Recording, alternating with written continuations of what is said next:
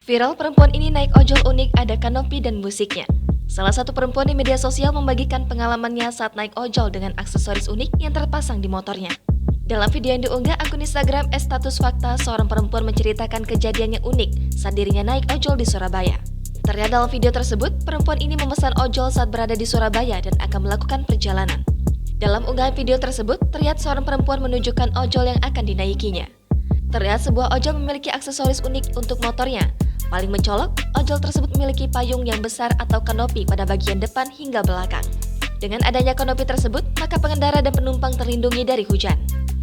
Selain ada penutup yang dipasang di motornya, bapak ini juga menyediakan musik heboh untuk pelanggannya yang naik motornya. Perempuan ini mengaku meriah sekali saat naik ojol bapak ini dan menjadi pusat perhatian karena adanya musik yang bikin heboh saat keduanya melaju di jalanan. Tidak hanya motor pengemudi ojolnya saja yang unik, namun juga bapak ojolnya juga ramah. Hal tersebut juga diungkapkan perempuan ini saat sudah turun dari ojol.